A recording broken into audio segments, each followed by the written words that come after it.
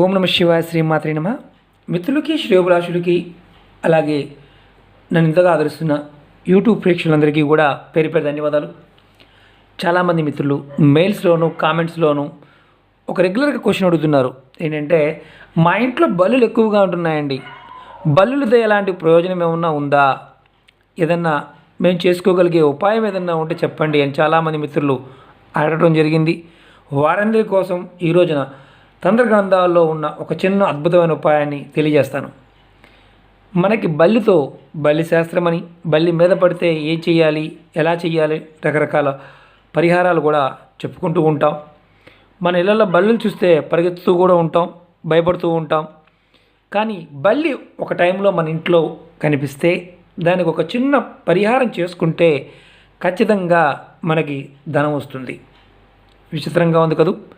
ఈ ఉపాయం తాంత్రిక గ్రంథాల్లో రాసి ఉంది.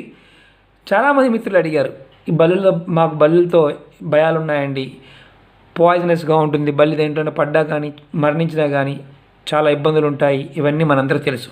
కానీ ఇదే బల్లితో మనకి అద్భుతమైన ధనాన్ని రెట్టింపు అయ్యే విధంగా, అంటే లక్ష్మీ అమ్మవారి కృపా కటాక్షం మన మీద ఉండే ఉపాయం మీకు తెలియజేస్తాను. అలాగే మిత్రులారా, మీకు ఈ వీడియో నచ్చినట్టు లైక్ చేయండి, నా ఛానల్ సబ్స్క్రైబ్ చేసుకోండి, గంట సింబల్ని యాక్టివేట్ చేసుకోండి, 10 మంది మిత్రులకి షేర్ చేయండి. కొత్తగా చూసేవారు ఎవరైనా సరే మీరు ఛానల్ సబ్స్క్రైబ్ చేసుకున్న తర్వాత గంట సింబల్ని యాక్టివేట్ చేసుకోండి. నేను చేసే ప్రతి వీడియో కూడా మీకు నోటిఫికేషన్ వస్తుంది. ఇప్పుడు తెలుసుకుందాం. ఎవరింట్లో అయినా సరే అమావాస్య తిథిలో, అంటే మనకి దీపావళి అమావాస్య తిథిలో వస్తుంది, అలాగే ప్రతి అమావాస్యకి మీ ఇంట్లో బల్లి కనిపిస్తే ఈ చిన్న ప్రక్రియ చేయండి చాలు, మీకు ధనం ఖచ్చితంగా వస్తుంది. లక్ష్మీ అమ్మవారి కృప మీ మీద ఉంటుంది. మీరు సంపద, అంటే ఏదైతే మీరు సంపాదించే సంపద, ధనం ఖచ్చితంగా వృద్ధిలోకి వస్తుంది. నేను బల్లి డైరెక్ట్గా చూపిద్దాం ట్రై చేశాను, కానీ ఏంటంటే ఈ టైంలో కనిపించలేదు, పరిగెత్తుతూ ఉంటాయి కదా, అందుకని మీ స్క్రీన్ మీద చూపిస్తున్నాను. మీరు ఎవరైనా సరే, ఆడవారైనా మగవారైనా, ఇంట్లో నెలసరి టైం ఉన్నప్పుడు కూడా ఈ ఉపాయం చేసుకోవచ్చు. చాలామంది మైలు పాయింట్ అవి కూడా మాట్లాడుతూ ఉంటారు, ఎవరైనా చనిపోయినా అలాంటి టైం చేసుకోవచ్చు, ఎలాంటి ఇబ్బంది లేదు. ఈ ఉపాయానికి ఎలాంటి ఇబ్బంది లేదు. ఇది పిల్లలైనా, పెద్దవాళ్ళైనా, ముసలి వాళ్ళైనా ఎవరైనా చేసుకోవచ్చు, దీనికి ఎలాంటి నియమం లేదు. బల్లి ఒంటి మీద పడితేనో లేకపోతే అది వంట పదార్థాల్లో పడితే ఇబ్బంది ఉండొచ్చేమో, కానీ బల్లికి మనం ఈ ప్రక్రియ చేయడం వల్ల ఖచ్చితంగా లక్ష్మీ అమ్మవారి యొక్క కృప ఉంటుంది. తంత్రశాస్త్రంలో ఒక అద్భుతమైన విషయం చూడడం జరిగింది. మీకు అమావాస్య తిథిలో, అది దీపావళి అయితే చాలా శ్రేష్టం, లక్ష్మీ అమ్మ కృప ఉంటుంది.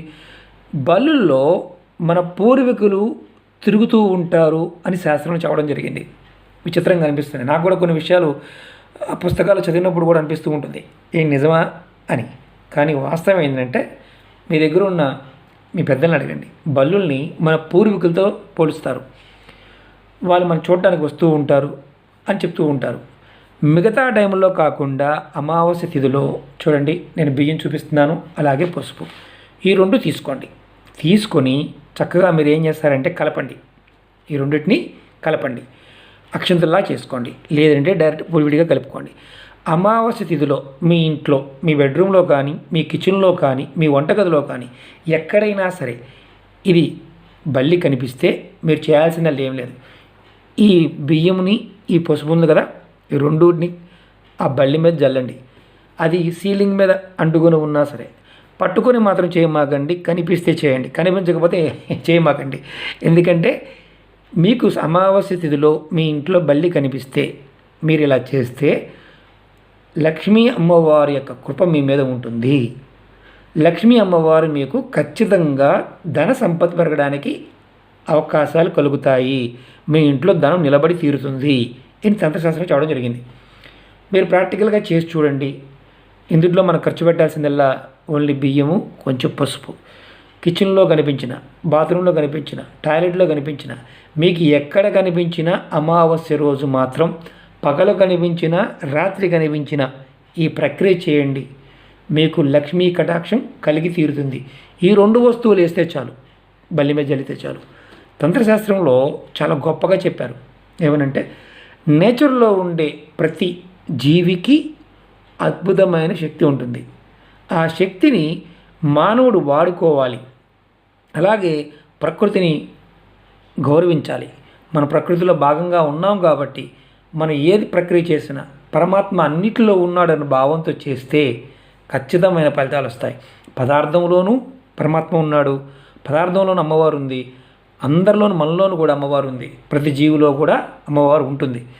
మనం ఆ టైము ఆ తిథిలో చేసినప్పుడు ఫలితాలు వస్తాయి. తంత్రం అంటేనే అది. ఓకే మిత్రులారా, ఈ బల్లికి ఈ 2 బల్లి మీద జల్లితే చాలు, ఖచ్చితంగా లక్ష్మీ అమ్మవారి కటాక్షం కలుగుతుంది. సింపుల్గా ఉంటుంది. చాలామంది మిత్రులు పరిహారాలు బాగుంటాయి వీళ్ళు అడుగుతూ ఉంటారు. ఇది కాకపోతే సబ్స్టిట్యూట్ అది చేయొచ్చా? అలా చేస్తే ఫలితాలు రావు. వీడియోలో ఏదైతే చెప్తున్నామో దాన్ని మాత్రమే పాటించండి. అంతకన్నా మీరు మీ సొంతంగా మీరు చేసుకొని ఫలితాలు రాలేదంటే మేమేం చేయలేము. రెండోది, ఒకసారి రాకపోతే మళ్ళీ మళ్ళీ ప్రయత్నం చేయండి. ఎందుకంటే అనుమానాలు ఎక్కువ ఉన్న దగ్గర ఫలితాలు కూడా రావు. చాలా పరిహారాల్లో నేను చెప్తూ ఉంటాను, మీరు ఎవరైనా సరే పరిహారం చేస్తున్నప్పుడు మీ మనసులో మంచి సంకల్పంతో చేయండి. ఎవరినో ఇబ్బంది పెడదామని చేస్తే మాత్రం ఉల్టా అవుతాయి.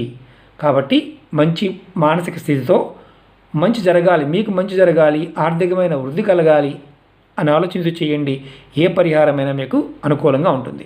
ఓకే మిత్రులారా, ఈ వీడియో నచ్చినట్టు లైక్ చేయండి, నా ఛానల్ సబ్స్క్రైబ్ చేసుకోండి, గంట సింబల్ని యాక్టివేట్ చేసుకోండి, 10 మంది మిత్రులు షేర్ చేయండి. ఓం నమః శివాయ, శ్రీమాత్రే నమః.